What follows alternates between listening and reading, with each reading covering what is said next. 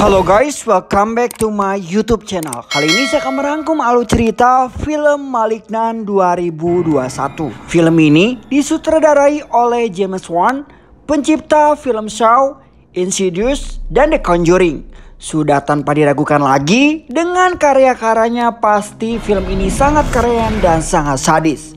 Sebelum melanjutkan alur cerita, jangan lupa klik tombol subscribe dan jangan lupa nyalakan tombol lonceng notifikasinya agar kalian tidak ketinggalan video terupdate dari saya. Tanpa berlama-lama, langsung saja cekidot.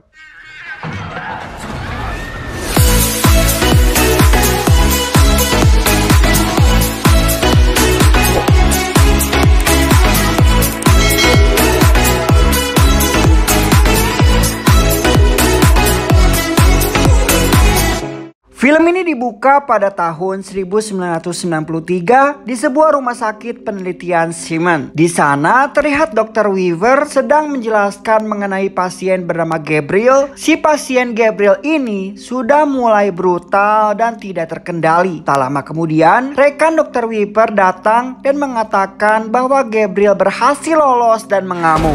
Diketahui si Gabriel ini sudah di atas rata-rata manusia, yaitu mengamuk seperti kesurupan. Dan salah satu melumpuhkannya adalah dengan ditembak obat bius. Namun sebelum sempat menembak, sang security yang malah dipatahkan tangannya. Tak tinggal diam, Dr. Weaver pun turun tangan dan berhasil membius Gabriel. Secara mengejutkan, ternyata seluruh perawat telah dibantai oleh Gabriel. Lalu si Gabriel yang berhasil dibius dan diikat, kini dia akan dikeluarkan kanker di dalam tubuhnya. Namun sebelum dibedah di ruang operasi, si Gabriel sempat berbicara melalui transmisi radio dan mengatakan kalau dirinya akan menghabisi mereka semua.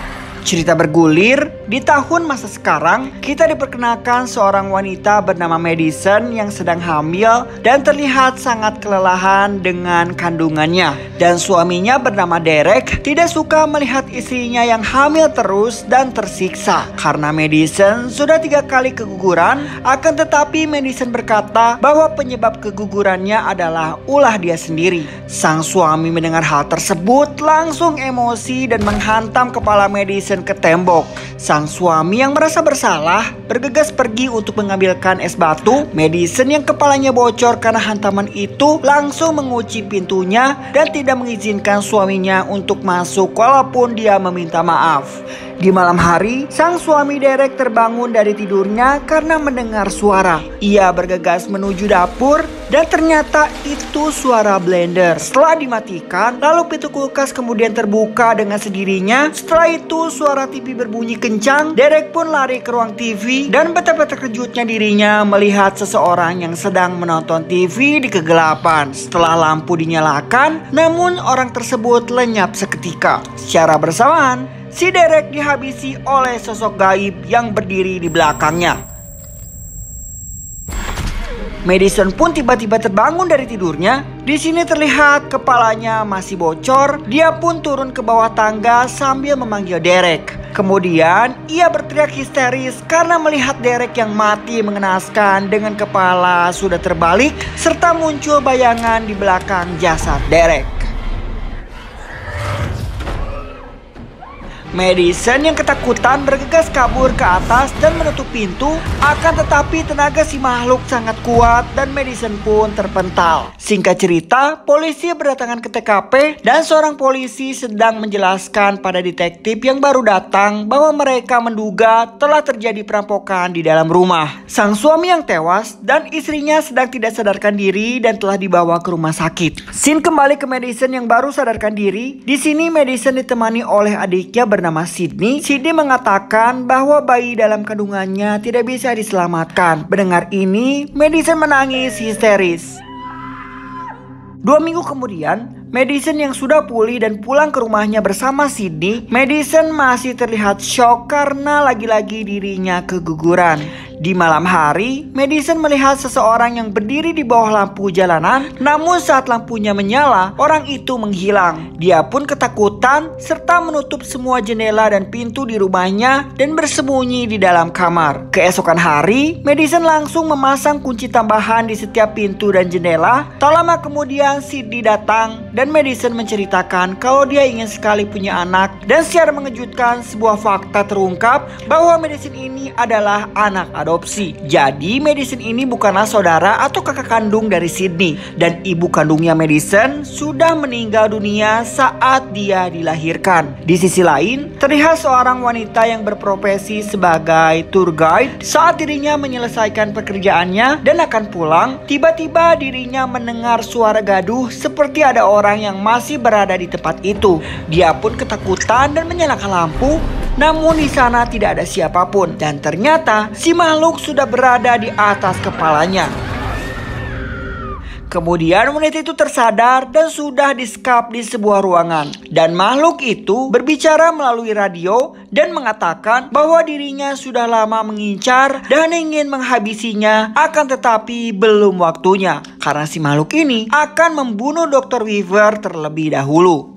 Mungkin kalian masih ingat, Dr. Weaver adalah dokter yang berada di scene awal. Di sini Dr. Weaver mendapatkan telepon dari si makhluk dan mengatakan kalau ini sudah saatnya untuk mengangkat kanker. Dr. Weaver pun terkejut dan ia teringat akan ucapannya 28 tahun yang lalu. Dia pun segera memeriksa dokumen-dokumen filenya yang lama. Scene kembali ke Madison yang akan mencuci pakaiannya. Lagi-lagi kepalanya mengeluarkan darah. Saat dia menaruh pakaian ke dalam mesin cuci,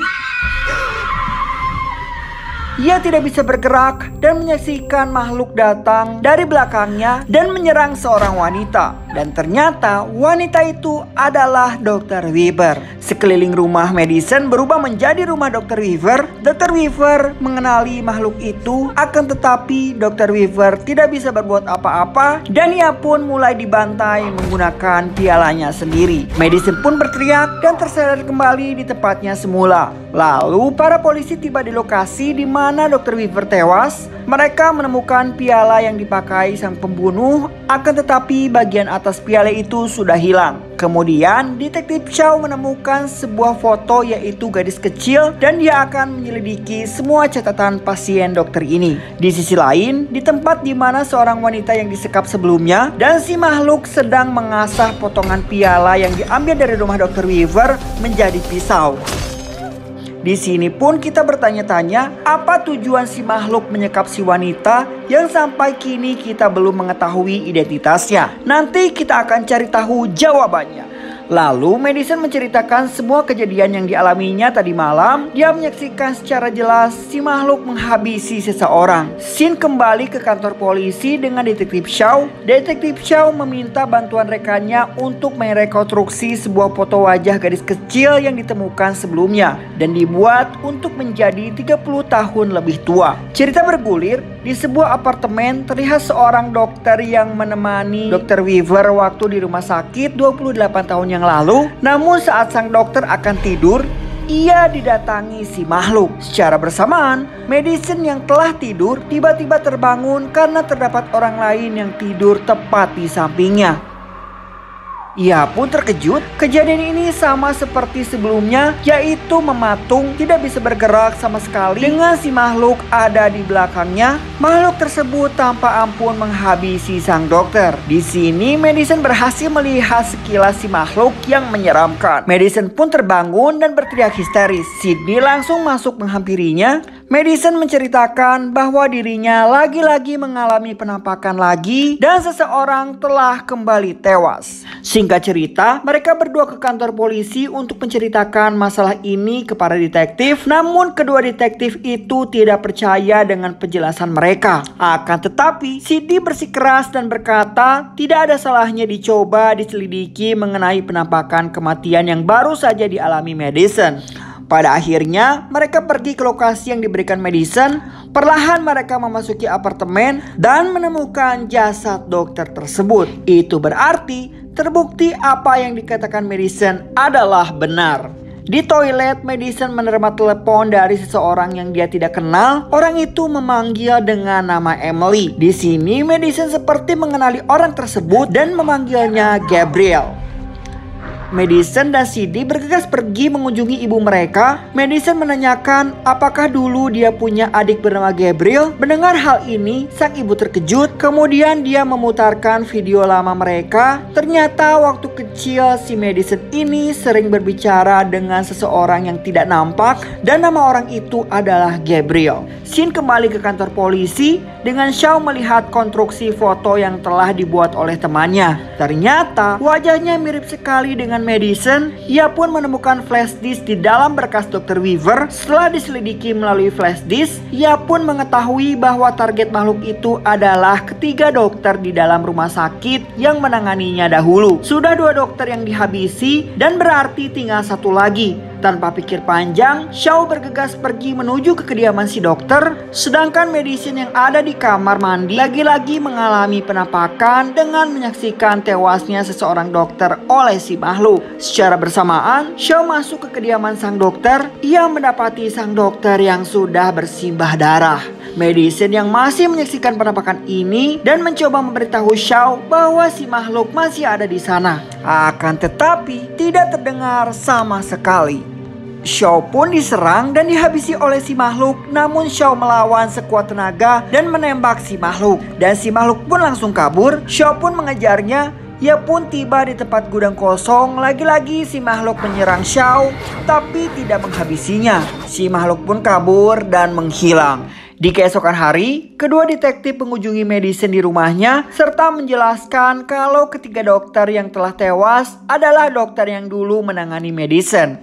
Dan ternyata Madison ini dulu bernama Emily. Madison atau Emily ini tidak ingat sama sekali sebelum ia diadopsi. Lalu untuk membantunya mengingat, Madison dihipnotis oleh seorang psikiater. Madison mulai mengingat saat awal-awal ia diadopsi. Si Gabriel ini pernah membisikkan Madison untuk memotong kue. Dia memanipulasi pikiran Madison yang ternyata yang mau dia potong adalah orang tua angkatnya. Untung saja ibunya sadar dan pembunuhan itu pun gagal.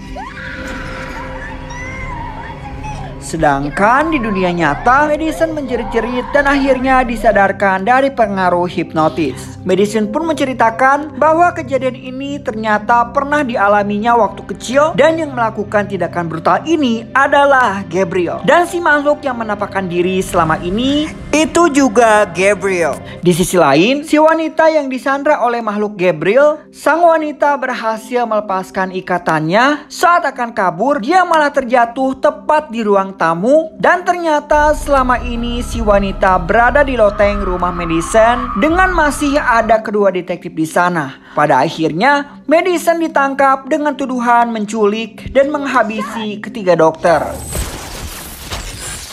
Karena di atap rumahnya didapati barang terbukti seperti pisau dan jubah yang dipakai makhluk itu. Madison bersikeras mengatakan bahwa itu perbuatan Gabriel bukanlah dirinya. Akan tetapi detektif Regina tidak percaya. Dia hanya tahu bahwa Gabriel itu hanya fiktif belaka. Dan tiba-tiba saja lampu mati serta telepon Shaw berbunyi. Ternyata yang menelepon adalah Gabriel. Dia menjelaskan kalau dia yang melakukan semua perbuatan keji itu. Makanya ia dijuluki iblis oleh Madison. Walaupun begitu, si Madison tetap ditahan ke dalam sel yang berisi wanita-wanita preman. Scene beralih ke Sydney. Sydney tidak tinggal diam, dia pergi ke rumah sakit yang dulu menangani Madison. Ternyata rumah sakit ini sudah terbengkalai dan tutup. Tanpa rasa takut, ia masuk ke dalam dan dia berhasil menemukan dokumen dan kaset video mengenai Emily. Ia pun pulang dan memutarnya di rumah ibunya. Di dalam video itu, mereka berdua mengetahui kalau ibunya Madison atau Emily ternyata belum mati dan masih hidup. Dan ternyata si wanita yang diikat di sekap di loteng sebelumnya ternyata itu adalah ibu kandung Madison. Di masa lalu, dia melepaskan anaknya bernama Emily ke Dr. Weaver karena anak ini memiliki kelainan. Kemudian mereka menonton Emily yang sedang diinterogasi oleh Dr. Weaver. Sang dokter berkata kalau Emily bebas berbicara apa saja karena Gabriel telah dibius. Emily kemudian menceritakan kalau dia ini sering disuruh dan dihasut oleh Gabriel untuk berbuat jahat. Setelah itu Dr. Weaver akan menyadarkan Gabriel. Secara mengejutkan, Sydney dan ibunya menjerit karena ternyata si Gabriel ini adalah kembar siam Emily atau Madison. Dia tidak berkembang saat lahir dan menempel di punggung Madison. Dia ini lebih mirip parasit yang menempel dibandingkan kembar siam. Si Gabriel yang parasit ini semakin lama semakin dominan menguasai tubuh Madison dan kekuatannya pun jadi sangat kuat seperti orang kerasukan yang berada di scene awal. Si Gabriel berhasil menghabisi semua perawat di sana hingga Dr. Weaver terpaksa melakukan operasi bedah, yaitu membuang Gabriel dari tubuh Madison. Tapi sebagian otak Gabriel ini menyatu dengan Madison, jadi tidak semuanya bisa terbuang. Mereka hanya bisa melakukan sisa otak ke dalam otak Madison dan berharap si Gabriel akan hilang dengan sendirinya. Jadi kesimpulannya, si Gabriel ini telah bangkit lagi dan menguasai tubuh Madison untuk melakukan aksi-aksi brutalnya. Ia bangkit karena dipicu oleh tindakan suaminya yang menghajar kepalanya ke tembok. Scene kembali ke Madison di dalam sel. Madison dibully habis-habisan oleh para tahanan dan dihajar hingga ia hampir tewas. Melihat dirinya begini, Gabriel tidak tinggal diam. Dia bangkit dan keluar dari kepala Madison. Dia mulai menghajar para tahanan satu persatu dan secara lincah ia menghabisi semuanya. Polisi pun datang ke sel untuk membantu, tapi naasnya si polisi pun dihabisi juga. Gabriel kemudian menuju tempat penyimpanan barang bukti untuk mengambil pisaunya.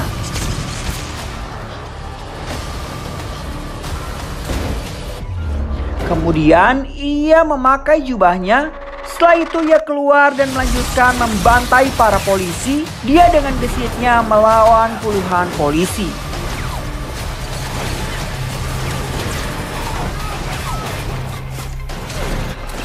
Shaw dan Regina yang tiba di kantor dan menyaksikan rekan-rekannya tewas mengenaskan. Mereka pun ikut menyerang Gabriel, akan tetapi Gabriel masih saja sangat terlalu kuat dan lincah. Shaw mencoba menyadarkan Madison, tapi gagal. Ia malah mendapatkan luka. Regina pun ikut terluka. Saat mereka akan kabur, mereka dilempar kursi oleh Gabriel. Setelah mengalahkan semuanya, Gabriel pun pergi menuju rumah sakit. Shaw pun pergi menyusul. Sydney yang sudah berada di rumah sakit namun dicegat oleh petugas di sana dan tidak diizinkan untuk masuk menemui ibunya Madison. Akan tetapi sepertinya Gabriel sudah tiba juga di sana dengan menyerang si penjaga. Dan ternyata benar, Gabriel sudah datang dan menerobos masuk ke dalam kamar perawatan.